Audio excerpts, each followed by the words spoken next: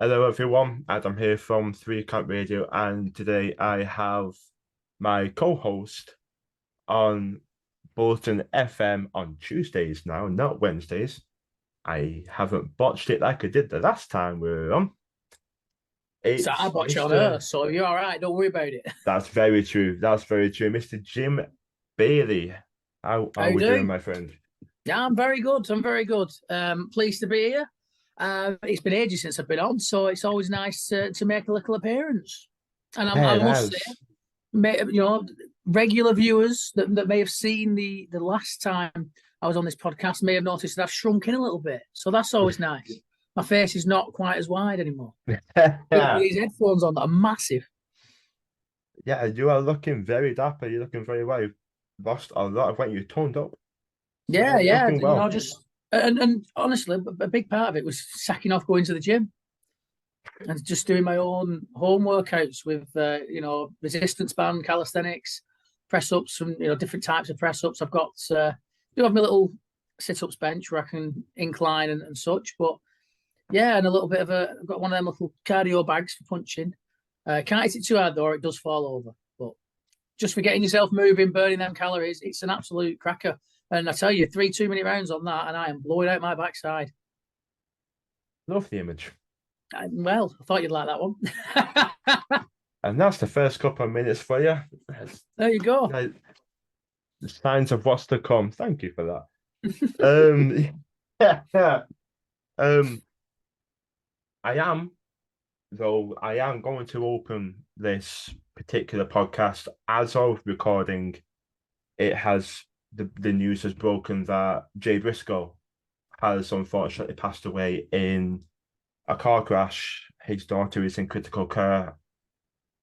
I just wanted to honor a tribute towards Jay Briscoe. I personally, I didn't really watch much of their stuff, but you physically cannot deny the impact they made in tag team wrestling and in wrestling as a whole. And it's just such a tragic, tragic accident. It's awful.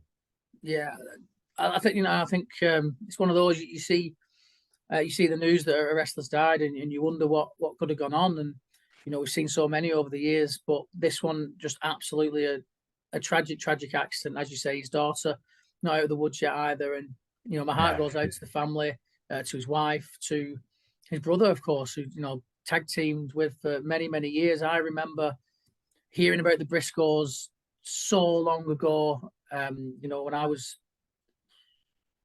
a much younger man, and Yeah. they were always when I used to play games like EWR and TW, and I'd download those for TW. I'd download those real world mods, and I'd start booking my own promotion or booking WWE or whatever. They were always one of the first people that I signed up to contracts because they were just so respected, and they have been for a long time. And it's a massive loss to the wrestling community, but also to his friends and his family.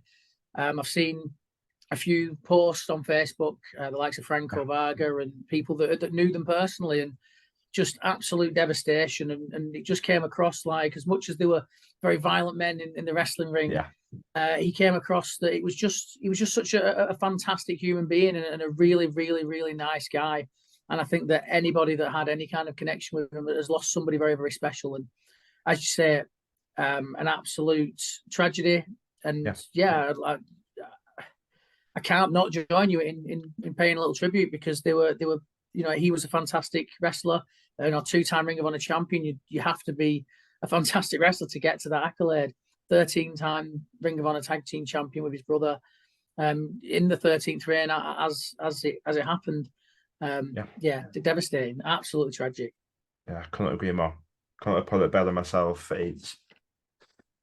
It's awful, absolutely horrific, and I just I wanted to start this podcast off the right way and just pay our respects towards what I think we can all agree will be a legend of the sport for a long time to come. So Yeah, maybe didn't scale the accolades and the heights that they could have scaled, with the talent in the wrestling business, but a lot of that I feel was a personal choice not to change the way they wrestled and not to change their style and not to conform to a more mainstream way of doing things, and that probably stopped them from making a bigger name and making more money in the industry. But I don't get the impression that they cared one jot, because I got the distinct impression that they absolutely adored what they do, and hopefully his brother will carry on adoring what he does and can go on and on and on in this business if he so wishes. But absolutely devastated for him, for the family and the friends, and it's just awful news. Terrible to wake up to this morning. Yeah, I literally woke up to it too. My mum came in, said, "Do you know Jay Briscoe?" I was like, no, because as soon as you ask that question, it's like, and yeah, so our hearts go out. Our hearts do go out. Thoughts and prayers do go out to Jay Briscoe and his family. Yeah, absolutely. But let's move on onto the crux of the podcast, and as you can probably see by the title, it's pretty much just about WWE and what on earth is going on. And yeah, what the hell is going on right now? It is an absolute cacophony, which is a great word, of just what the fuck, man. Like, nobody seems to know what's going on. Yeah, just absolutely mad times for the WWE. Yes, I'm going to preface by saying, just up there, I have a second monitor, which is the very first time I'm going to be using it. There's a few little notes I've got up there. I usually have a book, but I thought I'm going to use the monitor because it's a different style of podcast, a different style of video I have for you all. I've got my phone just off screen here with a few notes on, and I can, flick about or whatever. But yeah, Indeed, all prepared. And let's start off with the potential selling of the thing that we thought that it is sold to Saudi Arabia, but then it isn't sold to Saudi Arabia. And then with Disney gets involved, and then Tony Khan potentially gets involved, and Saudi Arabia still possibly involved. What the fuck is going on? Yeah, well, exactly. First off, right, Adam, let's just have it right. This Saudi deal, right, from like almost every little nook and cranny of the wrestling industry, journalists and the websites were all acting as if this was an absolute done deal. And this it's typical of wrestling press. It's typical of modern day journalism, to be honest with you. It used to be that, and it still is in some circles, in some, like, when you get up to the upper echelons of the properly respected journalists in the world, that you have to have two confirmed, and I mean confirmed, sources before you go to print with anything. These days, in the world of the internet and the journalism that has got, new media and such, and especially in the wrestling industry, if your friend's brother knows somebody whose sister cuts a wrestler's hair and they've told them that something's happened, then that is legit, brother. That is the truth, and that is what's happening. And if that means that WWE has been sold specifically to the government of Saudi Arabia, then that is exactly what is happening. And so let's all go wild about what the hell the Saudis are going to do with WWE. Absolutely ridiculous, because as we found out, it was not a story. It was not true. It came seemingly out of the blue, and that's because it seems as though I'm not going to say someone's just completely fabricated this as a bit of a giggle or whatever. It might have done, but I think that people have just started putting two and two together and getting 56, and that just seems to be what it is. But also, I was listening to the Click This podcast with Kevin Nash, and he made a very, very sage point, actually. Even if, right, by the time this hits YouTube or a few weeks' time or whatever, if WWE is sold to new owners that have used the Saudi investment fund, yes, the Saudi investment fund is presided over by the Crown Prince of Saudi Arabia, but the Saudi investment fund does not mean that Saudi Arabian government own WWE. It's an investment firm. They invest in things, and actually, if you look at Kevin Nash did a little rundown of all the things that they've invested in over the past year or so, or a lot of the things they've invested in over the past year or so, and none of the figures that were involved in any of those deals were anywhere near the amount of money that would be required to actually fully purchase WWE. Yes, they were in the hundreds of millions, but WWE were talking, what, 4 billion or something like that? 4 or 5 billion, I think, has been mooted around. They have never invested that much money in anything from the Saudi investment fund. Even the Newcastle United acquisition, it was not that kind of money. So I think that maybe it's a little bit of a stretch to say that they are going to buy it. And plus, the other thing is, a lot of people say, well, what's going to happen to the women's roster if the Saudis are buying it? What's going to happen to Sami Zayn if the Saudis are buying it? Well, the Saudi investment fund don't run the companies they invest in. They invest money in them because they want a return. They invest money in them because they want money back on that investment. They don't run the companies. They invest in them and let the people that are running the companies run the companies because they are obviously the best people to run the company. It'd be madness. Imagine the Crown Prince of Saudi Arabia just decided he was going to run a multinational wrestling company. Like, it doesn't make any sense. And anybody with a business brain wouldn't try and go in and do that. They'd want people that knew the industry inside out. And realistically, at this moment in time, who is better positioned to run a wrestling company than the people that are currently running the number one wrestling company in the world? And it's absolutely crazy. And I think that is true, whoever it ends up being sold to, if it even ends up being sold. Yeah. I mean, that's the thing. We're asking who's going to buy it. We don't even know if it's being sold yet. The whole thing. But I think whether it could be an investment, they could be looking for investors to come in and buy a certain amount of stock. It might not be a fully, complete selling of the company. I never imagined we'd even be talking about this, or anyone would be talking about this. I never thought that Vince McMahon would ever sell the WWE. Maybe it's naivety. Money talks at the end of the day, but I just genuinely never believed that we would be talking about anybody else buying the WWE unless, the McMahons or the company had found itself in absolute dire straits financially, which it clearly isn't when we're talking about a £4 billion sale. I mean, that company's worth a lot of money. I think it's a mixture. I think it's a mixture of fear-mongering, which is rampant nowadays, and people who aren't necessarily well up on the situation. I think it's a mixture of that, but as soon as people hear the Saudi government and Saudi buying it, people fear the worst because, let's be honest, the human rights over there are human rights issues shocking. In Saudi Arabia are well known and well documented. Terrible. And there are issues. Not beyond the realm of naivety to worry about certain things as the women's division, as Sami Zayn, as little things like that. It's not beyond the realm. But they're not going to move them out of being based in America. It's not going to become a Saudi Arabian-based company if the Saudi investment fund buy it. That'd just be ludicrous. That's why would you move it? Why would you buy a company and then move it out of its number one market? It just makes absolutely no sense. And again, I doubt there'd be anything that would happen with the women's division because if somebody went to the Saudi investment fund and said, "I want this money to invest in WWE," and they went, "Yes, so no worries, we'll do that. We'll invest in this company," and they invest in WWE. It would make no business sense to say, "Oh, that rising women's division that's been, that's headline WrestleMania and has had its own pay-per-view in recent years and has been becoming more and more a massive part of the show. Well, let's get rid of that." It makes no business sense. And I think by the perspective of the Saudi investment, I think all they'll see WWE as is figures.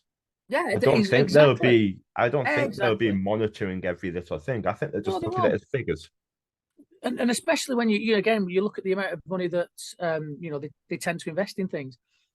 Chances are, if the Saudi investment fund come in and invest in WWE, they're probably not going to put $4 billion in. They're probably not going to buy the entire company. And even if they did, I don't think that they would really want to touch what has been, what is generating a hell of a lot of revenue. They want to buy and they want to invest in that. They want to buy stock. and they want a return on their investment. They want dividends. They want money coming back to them and the people involved in that takeover or in that investment. And it would make no sense to hugely change what the product is when the product has been getting better from an on-screen standpoint, but also, it's making good money.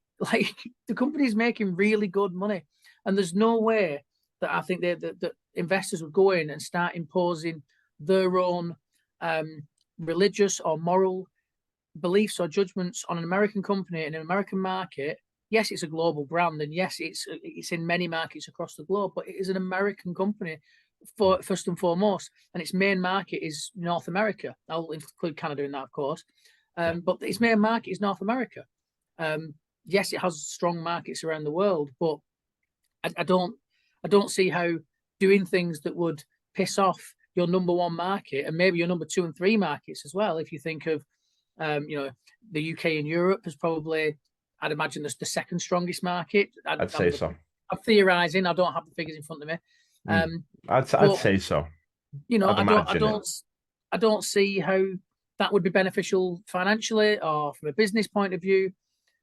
It would make no sense to me. So, and as we say, it turned out that Saudi stuff was a right load of nonsense. Yes, there's still talk of them maybe being involved, but I would be much more inclined to believe, or I would be much less surprised, shall we say, should Mickey Mouse and his friends buy the company in the end or put that huge investment in, because, and honestly, it fits the Disney model. They've bought out the likes of Star Wars and things like that. So in my mind, it's just something else to buy out. Yeah, the catalogs they've bought, everything. They've bought those catalogs. They've the Marvel catalog. Marvel and Disney, fantastic partnership. I don't think anyone can argue with what Disney have allowed Marvel to do via their vehicle as being a bad thing. The films, the series, massively popular. As you mentioned, Star Wars. It's the purchase of Star Wars. Everyone was like, "Oh God, it's going to be terrible." And actually, what they've done with Star Wars is seemingly made it more popular and better than it ever has been. And I think part of that was cutting George Lucas out of things. Yeah, because he just did love to see. He did seemingly love to sully his own glories by doing remakes that maybe weren't up to snuff. I think a lot of fans would say that. But my brother is in this family. My brother's the Star Wars fan. I'm not. Yeah, I mean, I'm not. So I can't really comment on that. No, I'm not the biggest Star Wars fan. If we're talking stars, it's Trek for me. I'm a bit of a Trekkie, and I'll hopefully admit that, I don't care. But realistically, from the feedback I've seen online and from what people have been telling me about the stuff that Star Wars has done under Disney, absolutely fantastic. And again, they don't seem to massively go in and mess about with winning formulas. They don't seem to go in there and be like, well, let's strip it all back and do it exactly how we want to do it. And I don't think they would do that if they were the purchasers of WWE. They've got the money, they've got the platform. Downside, if it goes to Disney, would not surprise me if there was no more WWE Network in this country. Because I think it would. One thing I was actually going to bring up: what would happen to the network because of Disney Plus? I think it would just be enveloped into Disney Plus, and it would just be another arm of that, which would be probably rubbish at first because it'd take ages to get everything crossed over. I mean, it would save me money. Well, yeah, you would only. I'm paying for both.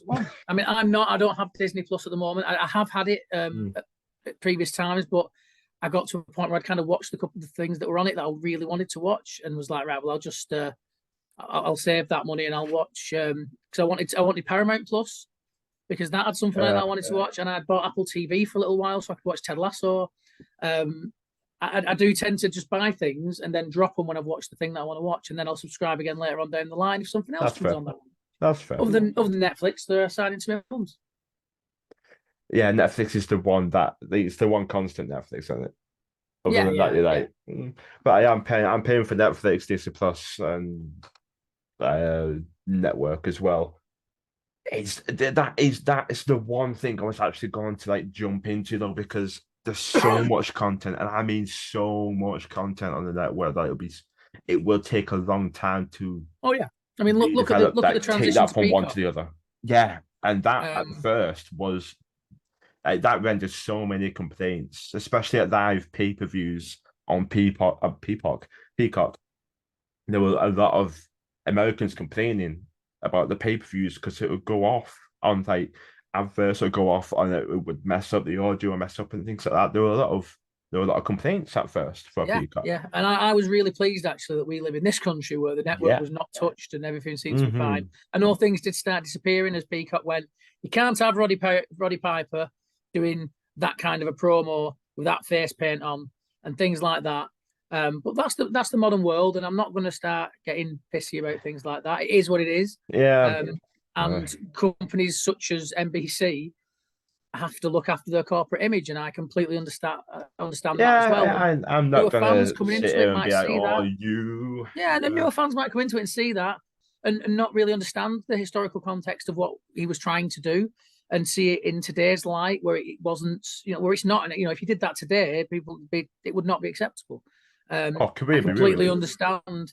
I completely understand why they would want that not to be on there. I think Yeah, from a historical point of view, if you want to watch a complete pay-per-view, I can understand why it's irked people.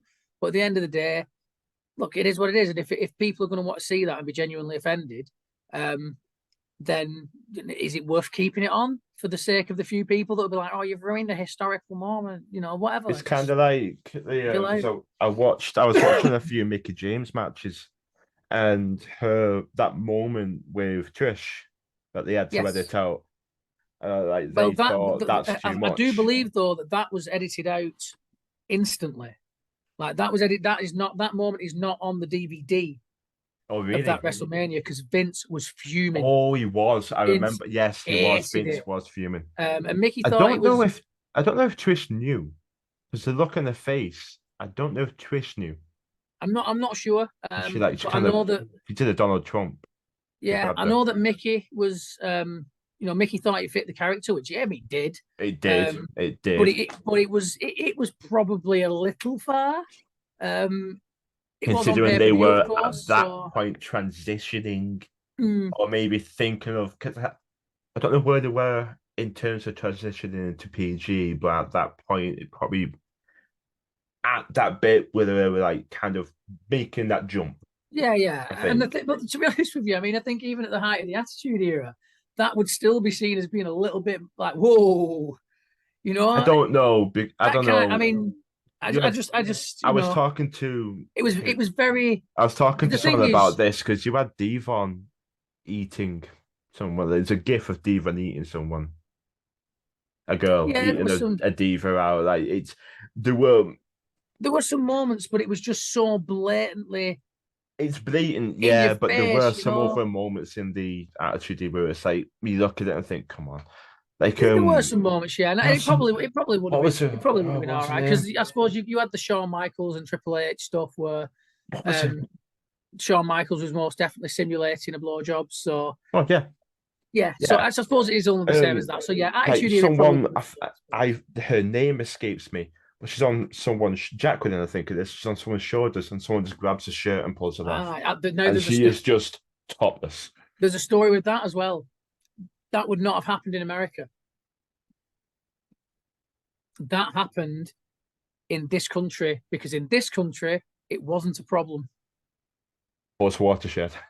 But it was on pay per view. It was on Rebellion or one of the Insurrection or one of those UK only pay per views that wasn't even on in America. I don't think.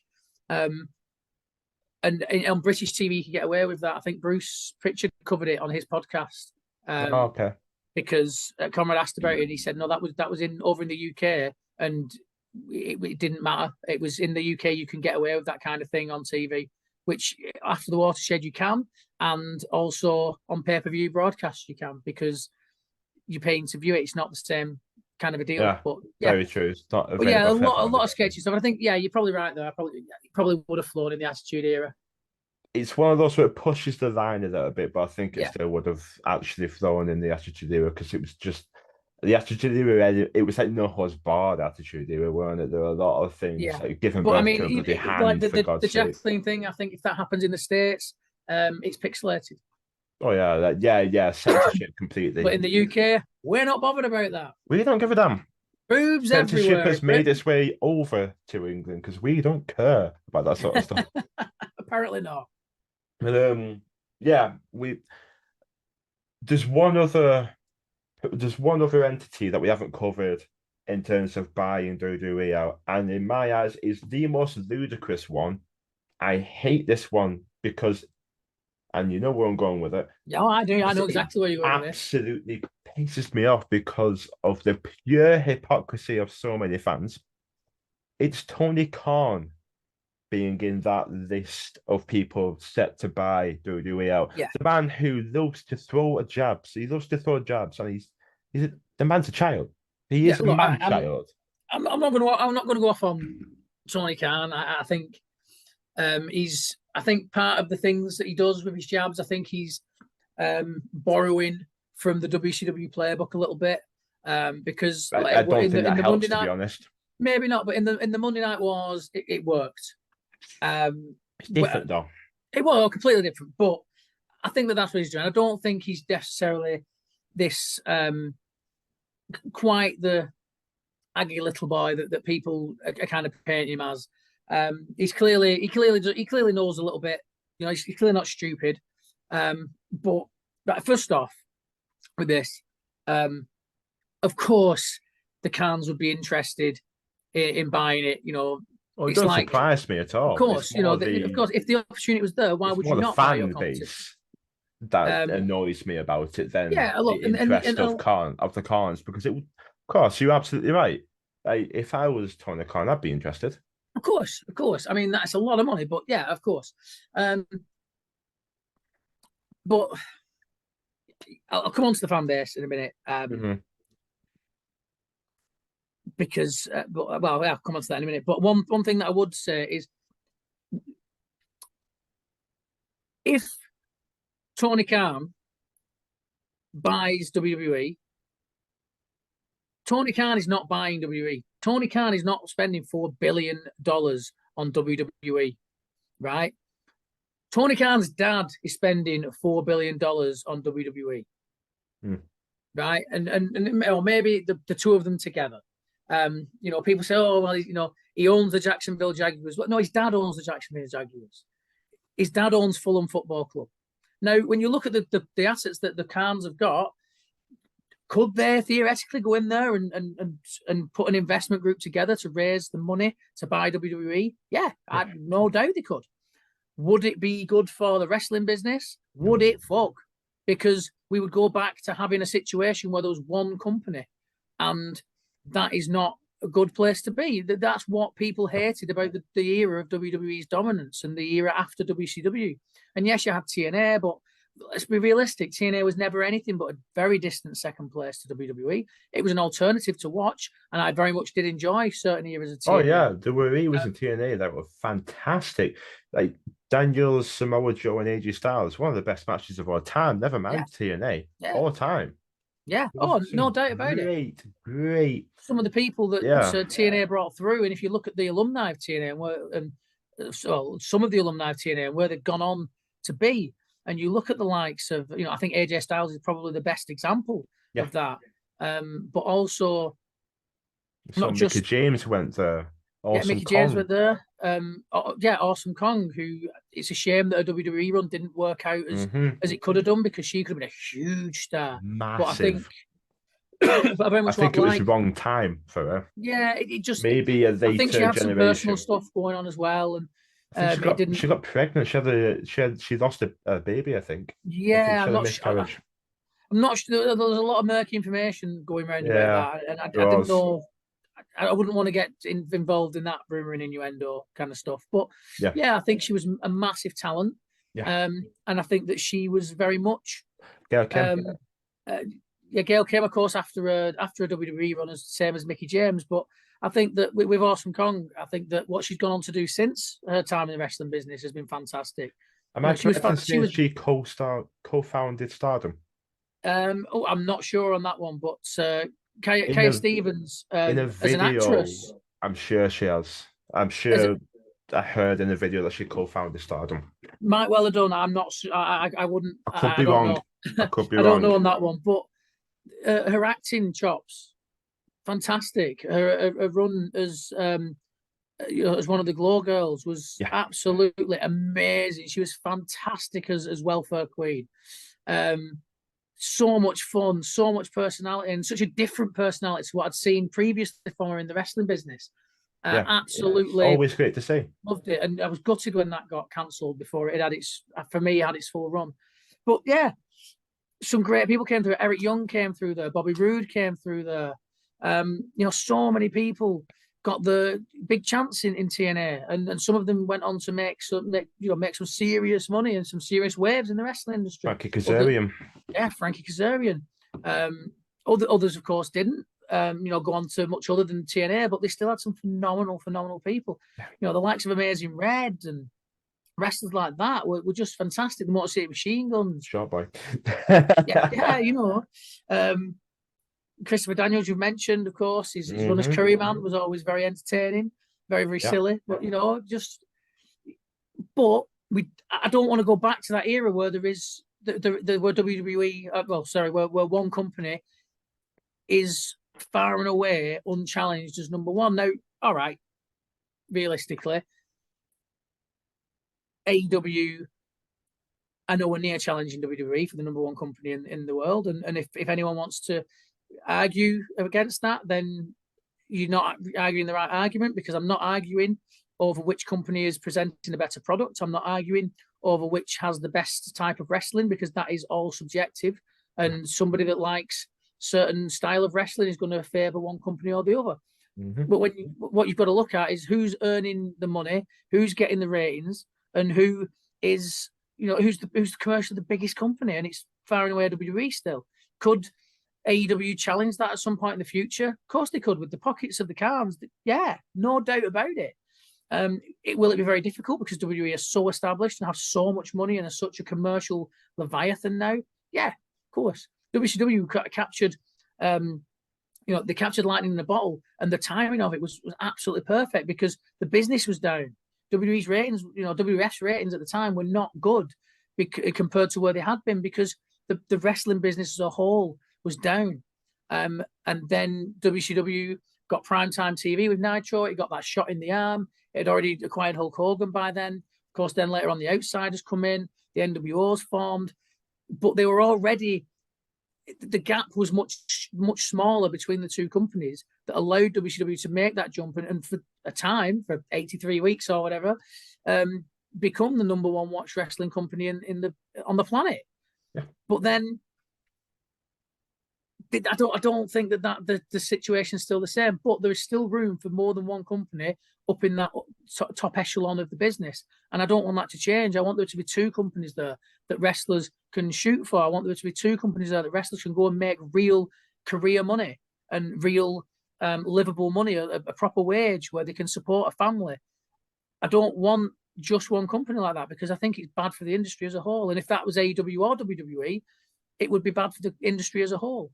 I don't want, because a lot of fans, you see a lot of tribalism. I think that takes over. I don't want tribalism to take over and be like, I want this. I want AEW over WWE. No, I want WWE over AEW.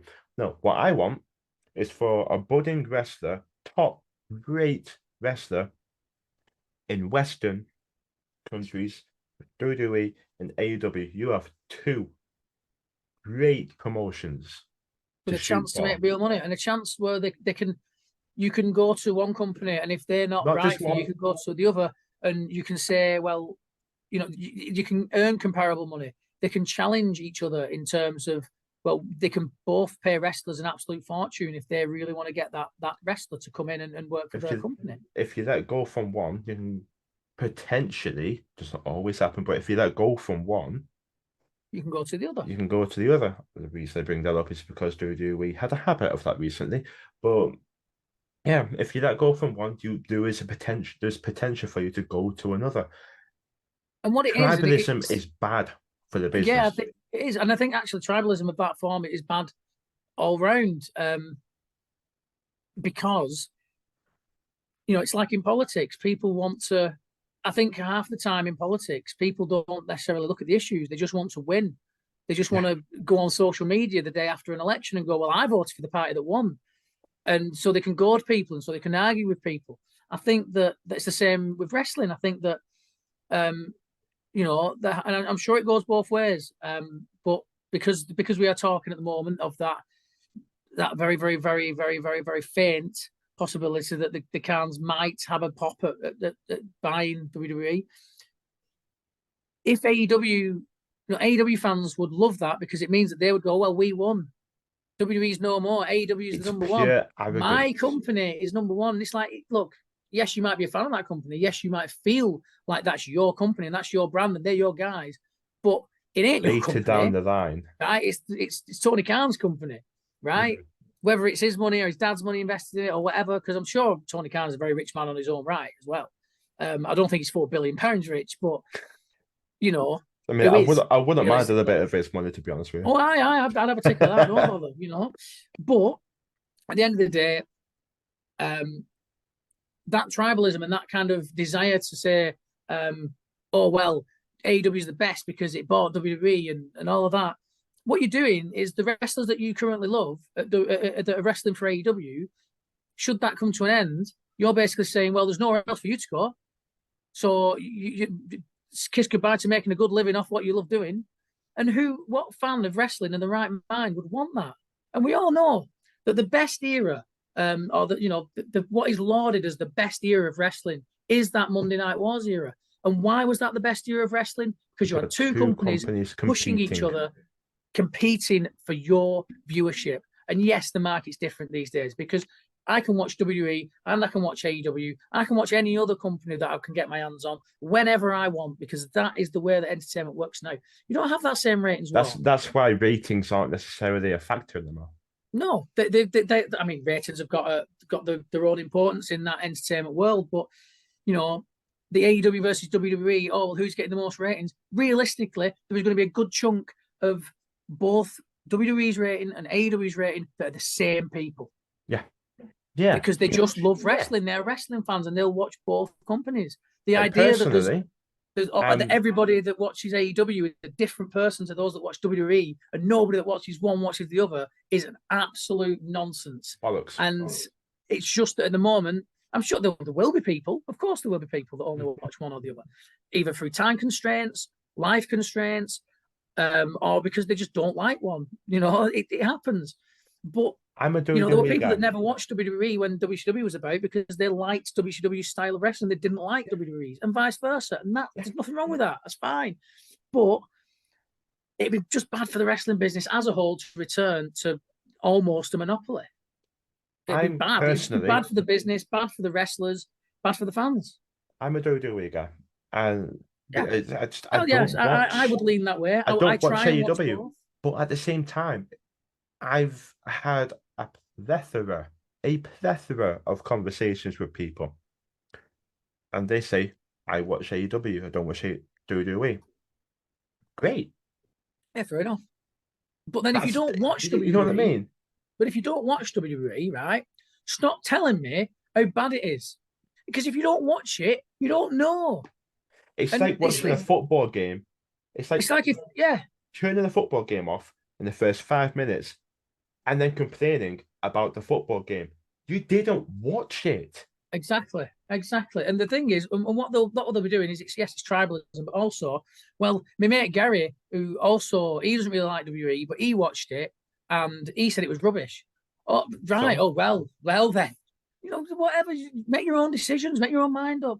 And the thing is, I'll try and watch both when I can. Now, between wrestling, between doing the wrestling bits and pieces that I do, which granted aren't that often, but between that and the radio twice a week, a full-time job, it's tough. Quiz hosting, all the little different bits and pieces that I do, trying to fit in a social life, trying to fit in the girlfriend. 2 hours of Raw, 2 hours of SmackDown. You've got NXT. It's too much. There's so much wrestling, and you can't watch it all. I will try and watch a bit of each. I will try and watch at least Raw or SmackDown in a week and Dynamite.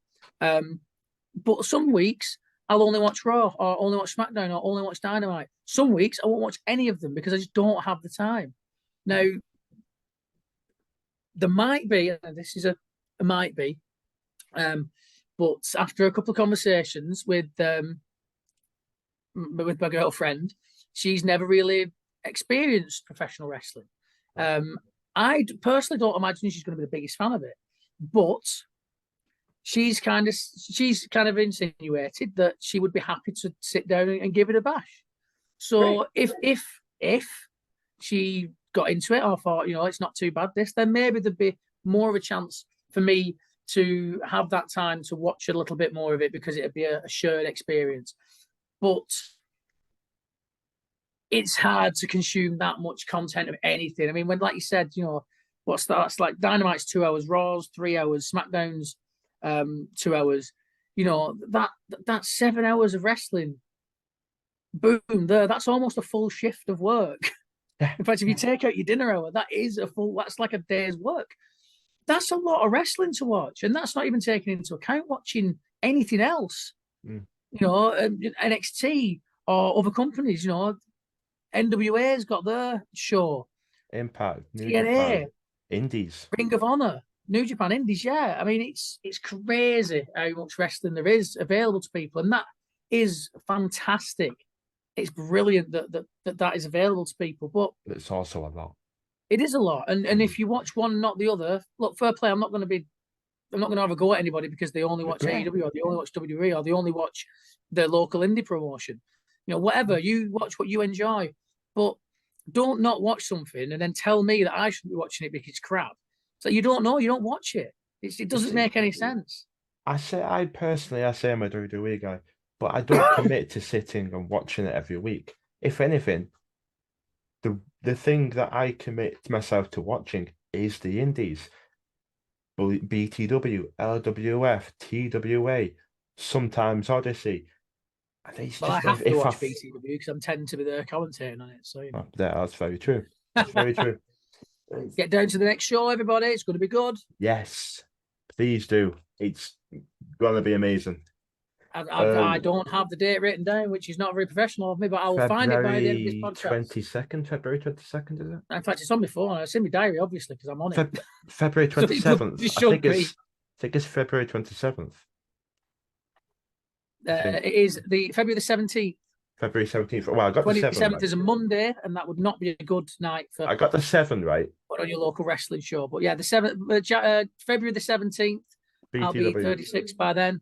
So yeah, it'll be a great night down at the Ellesmere in bastard. Brilliant. I know, yeah. Well old. 36, man.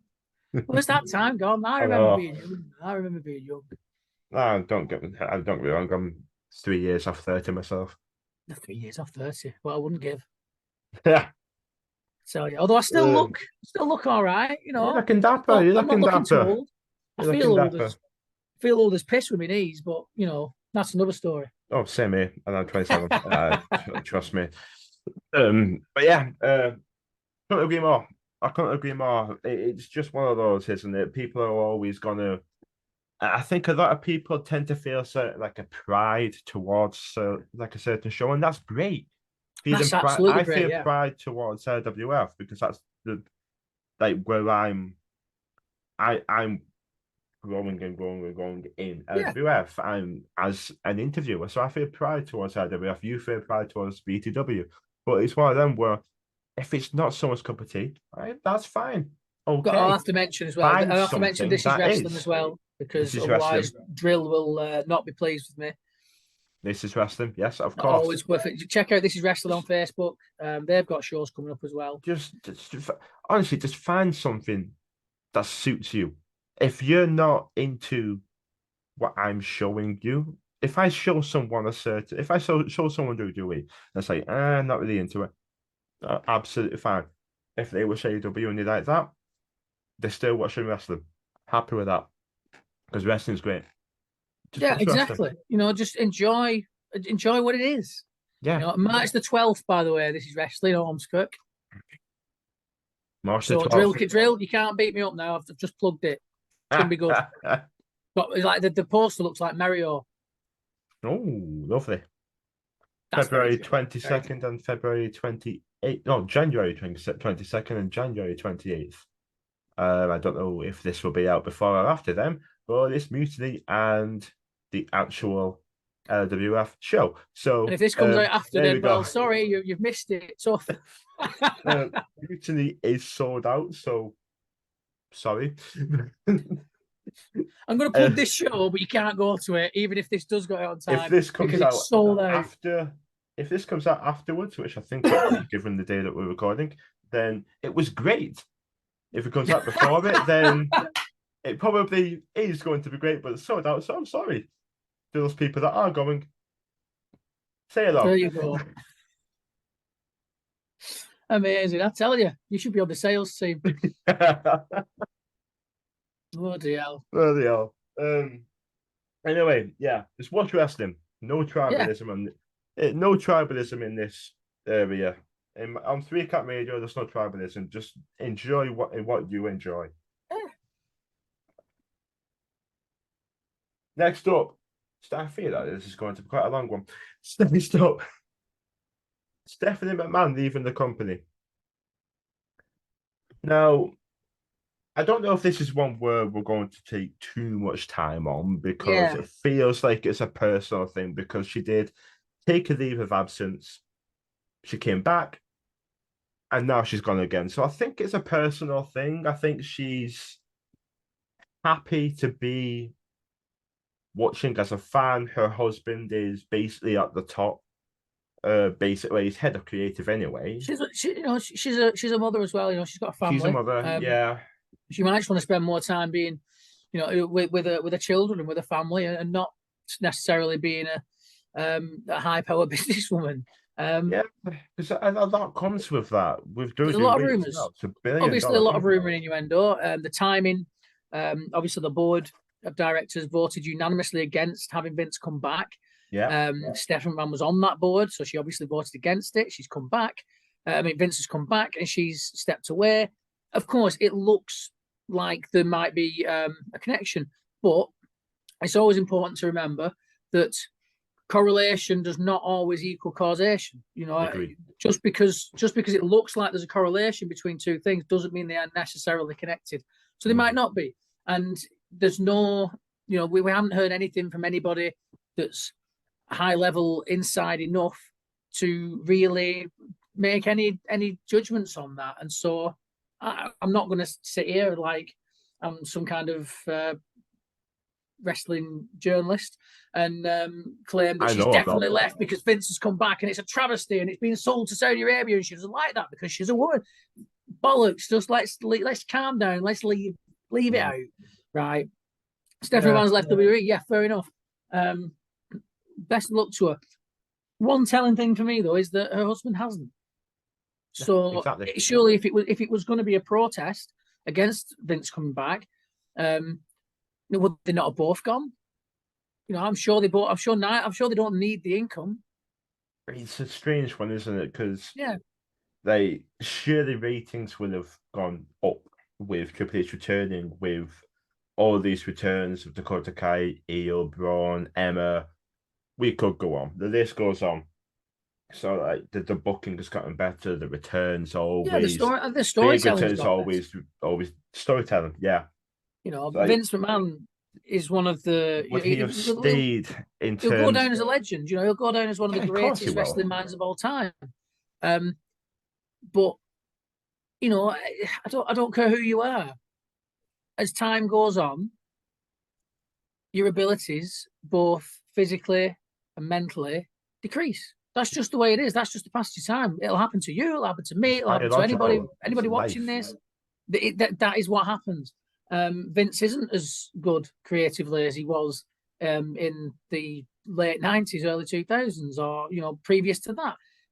He just isn't. It's just not the way it is anymore. And so I think it's good. I think it was the right time. Maybe even a little bit past time for him to hand that off to Triple H, who was doing such a good job with NXT. And the way that Triple H took the reins probably wasn't the way that Vince imagined he would one day hand that off to somebody else with the scandal and all that went on. And then Triple H going back and taking that role after his leave of absence, after his heart attack, and was it heart attack? It was, whatever it was. It was cardiac arrest. At the end of the day, that's a serious thing. And Vince come back and do that and be put in that position. I think he's brilliant for WWE. I think what he has done since he took those reins has been fantastic. I think it's been much better than it was. And Vince has come back now, of course. And he's making suggestions to creative, but that's nothing new in WWE. Everyone has always been welcome to make suggestions to creative. But just back in the day, whatever you suggested, Vince McMahon was the man that had the final say, that decided what went on TV and what didn't go on TV. Now that's Triple H, and Vince McMahon is absolutely going to be wanting to make suggestions. And to be honest with you, if Triple H wasn't willing to listen to Vince McMahon's suggestions, he would be a fool, because if you look at Vince McMahon's track record, he's done some great things. And yes, maybe over the past few years, he's done some really naff stuff. And in fact, throughout his career, he's probably done some naff stuff as well. But he's also done some really fantastic stuff. And so why would you not listen to his ideas? Because there might be a nugget in there you can take and develop into something else. There might be something in there. You think, bloody hell, Vince, that's great. I'm having that. It'd be stupid not to listen to that. I think recently it's like a needle in a haystack with Vince's good ideas recently. But as you said, that's age. So. That's age. It comes with age. Yeah. It does. But it comes with age. There's still been some really good stuff. Like look at what he did with what Vince did with Austin Theory when he came onto the main roster. All right, other than changing his name to Just Theory, which sounded stupid. That's like a rite of passage when they come up to the main roster, isn't it? Stupid. Never understood it, but realistically, if you look at the way his career's gone since then, and the way that he's been utilised since then, until obviously the cut off of Vince leaving, and everyone's like, "Oh, well, that's it for him." No, he was Vince's favourite boy. It was. I think it was a bit of a weird one, but I think that Triple H has taken that right now. I think Triple H took that and thought, well, if that's what people think, I'm going to make them believe it, and then I'm going to switch it around on them, and that's what they did.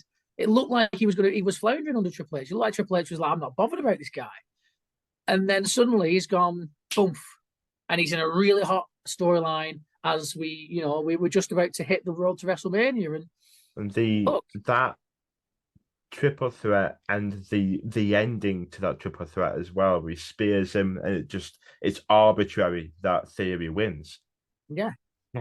Brilliant, absolutely brilliant, because it keeps Austin Theory is just fantastic right now. He is, and he's got it all. He can work in the ring, he can work on the mic, he's got a great look, and the sky's the limit for him. And I think a good while ago when he was still in NXT. And I like to jump around my wrestling podcast. I like to get a little bit of an opinion from many of them, especially because I spend a lot of time on public transport, so I've got a lot of time to listen to podcasts. But I like to get a bit of a current take, a bit of a look back on old stuff. I'll listen to Bruce Pritchard. I'll listen to Jim Ross. I'll listen to Kevin Nash. I'll listen to William Regal. I'll listen sometimes to Sean Waltman. I'll listen to Jim Cornette. Anybody that wants to talk about wrestling, I'll give it a bash. And while Jim Cornette is obviously quite often in gimmick, as far as I'm concerned, and he likes to have his saying, he's very old school, and that's fine. He's very old school.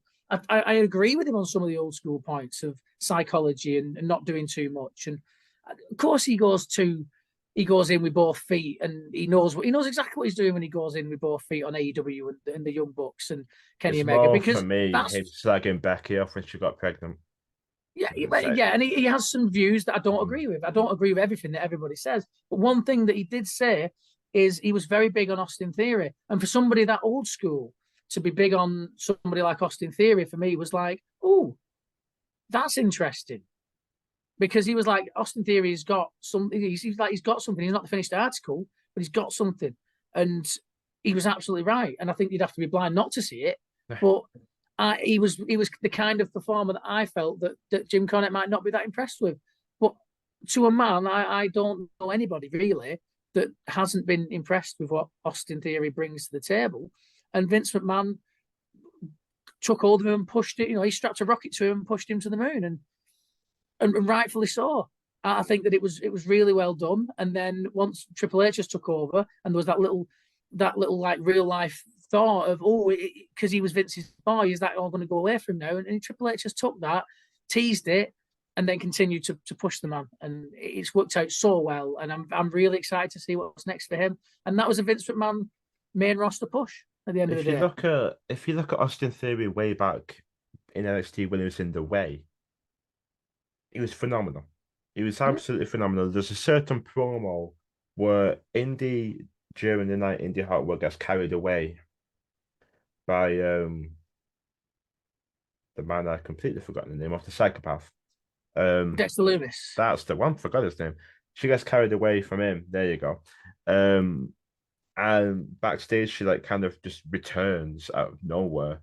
And the interviewer like kind of asks her like, "Oh, what was it like?" and all that. And Gargano's going mental. Austin Theory's got like hit in the throat, so he's doing like a Randy Savage impersonation. You get Candice LeRae just walking back and forth because she's on the phone to the police, and every time she walks back through, she just says something stupid. And all four of them are just world-class athletes, but it's just Austin Theory's presence there as well. Like, yeah, he's got a superstar presence. He does, and this heel turn upon a heel turn, because he was already heel. This switch in character to be taken more seriously now only serves to benefit him as well. And who'd have thought as well? Who'd have thought that putting somebody in the ring with two former world champions would raise the stock of an upcoming star? I know it's in the ring with Bobby mad, Lashley and Seth Rollins. Who'd have thought that? I mean, some of them, it's a sink or swim thing. Sink or swim, I understand that. But who'd have thunk it?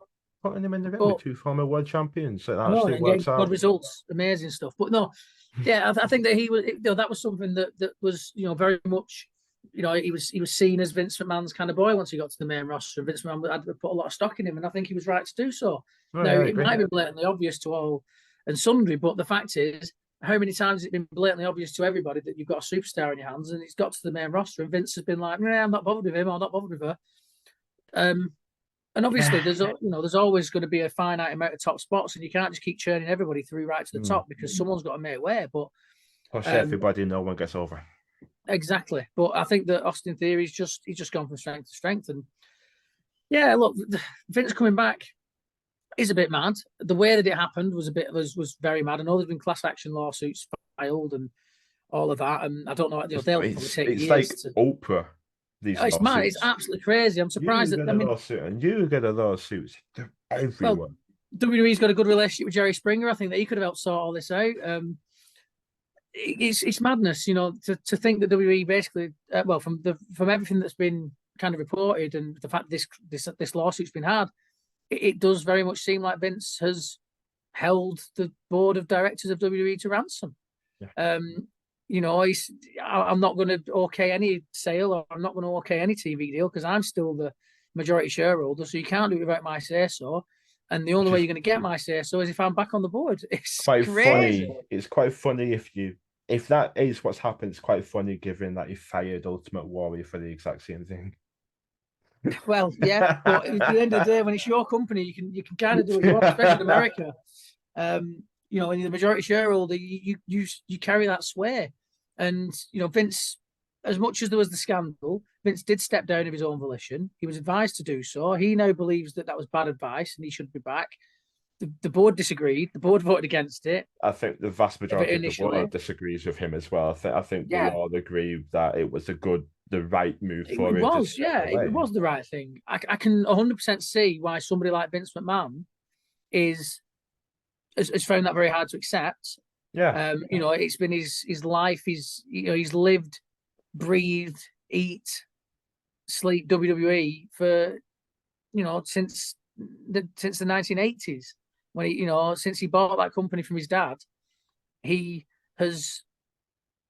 That's all he's known. That's all he's done, and we know all about Vince. Yeah, we know all about Vince's bizarre work ethic. Is absolutely machine-like work ethic that he would work until 3 a.m. and then go to the gym and then have like a couple of hours sleep and then get up and just do another full day like that. A man, and it doesn't surprise me that the man who genuinely gets angry at himself for sneezing because he should be able to control that. Damn it, couldn't let go of control of the company that he has taken from a regional promotion in the northwest of the United States of America to being the #1 global brand in professional wrestling. I can 110% see why that's very difficult for him to let go of, especially when he feels that he's been pushed out of the door wrongfully. Now, whether that is wrongfully or not is for these investigations and the courts and whoever else gets involved to decide. But I think that it was probably better if he hadn't have come back. But it is what it is. He's back. I would hope that he does not get back involved with creative other than raising suggestions and maybe making suggestions to Triple H. As long as Triple H has got that final say, I'm okay with it from a storyline point of view. I don't know enough about the ongoing investigations and the cases and whatnot. I've heard the rumor and innuendo, but again, I don't want to put too much stock in that because I don't know if any of it's true or some of it's true or all of it's true. But it's not a good look for WWE from a corporate image look. That this guy that's been accused of sexual deviancy or whatever the hell he's been accused of has been and paying off people with company money, which I'm pretty sure is very illegal. With those accusations flying around, yes, it doesn't look good for WWE, but it is what it is. And I don't know enough about the legal ramifications. I don't know enough about what's actually gone on to say one way or the other, whether it's right or wrong that he's come back. But it doesn't look great. And the way he has forced his way back in doesn't look great and doesn't seem like it's all that legal. But again, I'm not a legal expert. I don't know. I don't want to accidentally slander anybody or libel anybody or anything like that. I don't have any money. You can't sue me. I don't. It's like I'm like Rocky. Sue me for what? But realistically, it's on my podcast as well. So please, yeah, blame him. But no, I just it doesn't look good for WWE. But at the end of the day, he's the majority shareholder, and if he wants to dig his heels in, he can, and he has, and that's what's happened, and he has forced them to vote him back onto the board. And I don't know what they can do about that now. It's weird. It's strange. It's sad. It is. I don't like it. I think the vast majority of people don't like it, but it is what it is. It's happening. But if it is just, if he is just going back into the day-to-day business running of the company, and it doesn't make any difference to the presentation of what I see on television. I don't see why, as a wrestling fan, I should be massively pissed off about that.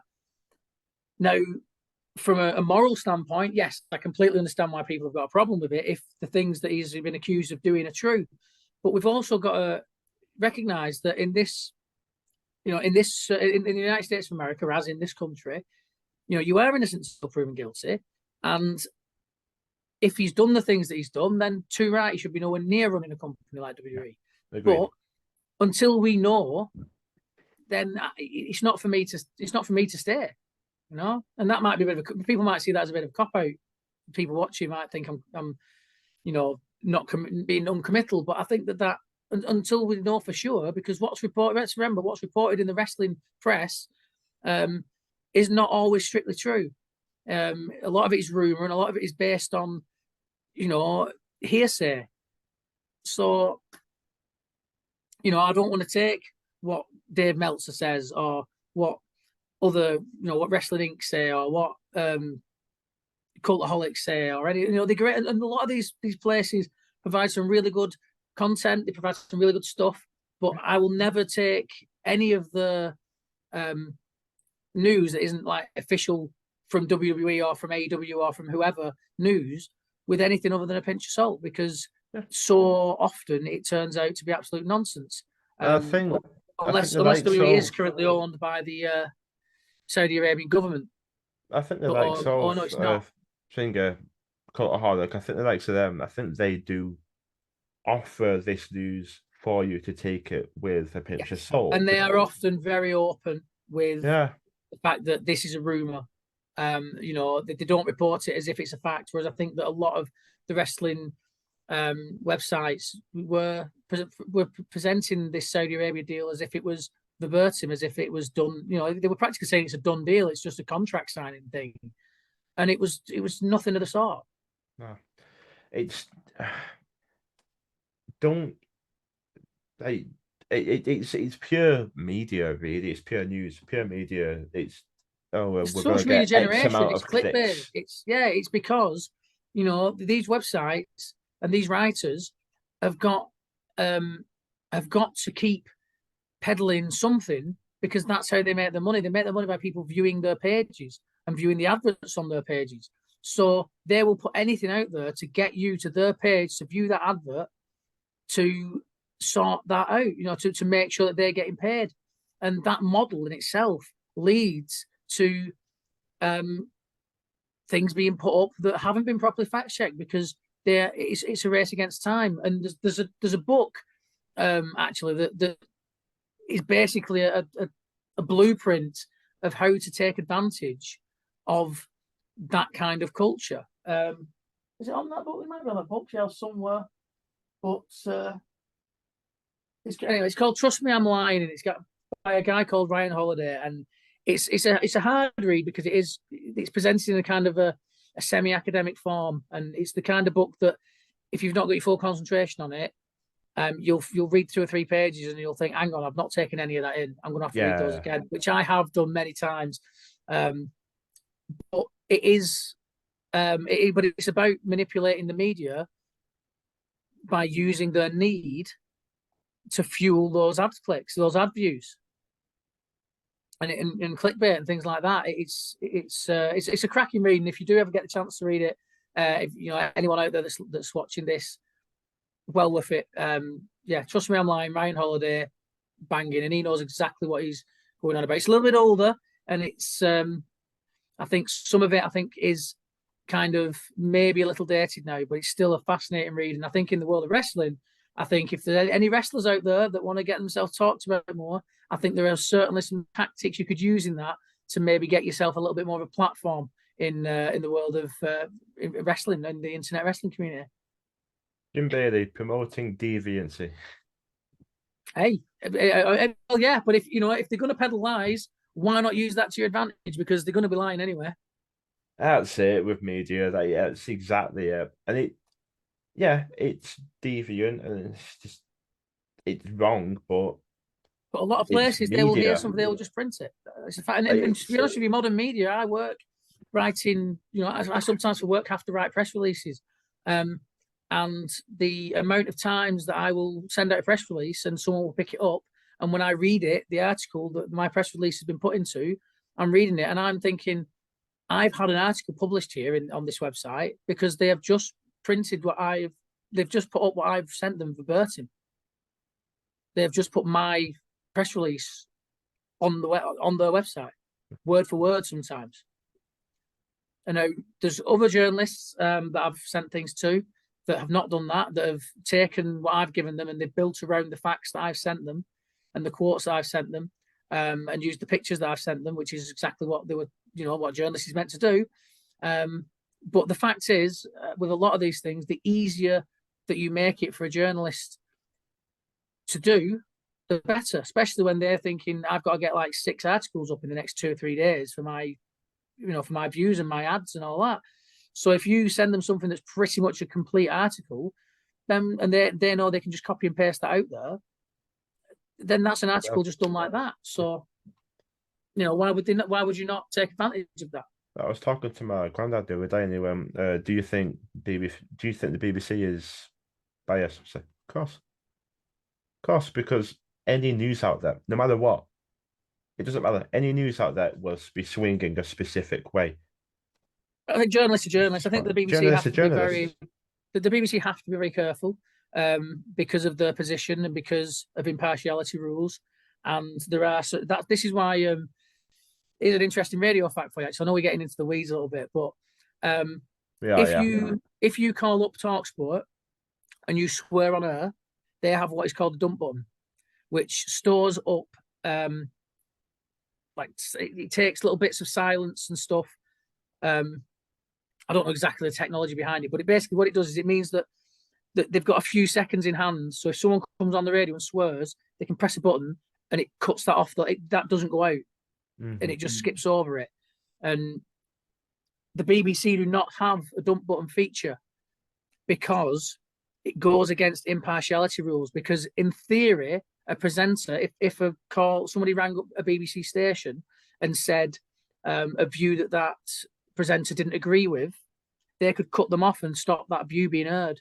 And that's not allowed under impartiality. But it does mean that you could ring, as happened not too long ago, I think it was to Sarah Cox. Somebody rang up and I can't remember exactly what they said, but they said something very offensive down the line. And that went out on BBC because they couldn't cut it off, because they didn't have that feature, because they have to be seen as being impartial. So it's, and what also I think is a great barometer of whether someone's biased or fairly impartial or whatever. And yes, you're right, there'll always be a little bias to every reporter. I think that is unavoidable because everybody has their opinions and everyone has their beliefs. But I think it's not just BBC, it's just what my granddad asked me. If you're a news outlet, no matter what, I often see as a good barometer with the BBC is if you ask somebody that subscribes to right-wing, more right-wing politics, they will tell you that the BBC panders to the left. But if you ask someone on the left of the scale, they will tell you that the BBC panders to the right. And that, to me, shows that there is actually a balance, and they will give you both opinions. It's just that this guy gets angry when this guy's opinions get heard, and this guy gets angry when this guy's opinions get heard. And I think the BBC is pretty good for that. It's certainly probably the best in this country for being impartial, other than maybe Channel 4, which I think also has to adhere to some, because it is technically a public service broadcast, even though they don't get any money and they don't get any money from the license fee. Anyway, because we are this close to going into politics there. Also television, and also radio production and television and stuff I did on my degree. It's only a matter of time. We are radio producers ourselves. Yeah, well, that's it. Yeah, a matter of time. Anyway, I did a project at uni about the BBC and what they could and couldn't do and why. So yeah, I know all about that. That's why. Okay, that's why. Anyway, I know people that work there as well, and I know what they think about it. They find it very laughable that people complain about it either way. I just see it's more about the reason I brought them up is because I was just with the out that I was asked about. But yeah. I see it's just any news outlet anyway, and and some are worse than others, and some are better than others. It's just ridiculous. It's just modern media right now. Yeah. I just see it. Sensationalism. What happened here will amaze you. It's like, really? Yeah, and that's something I've been looking into as well. But we'll not get into clickbait because we'll be here all night long. Mm-hmm. Anyway,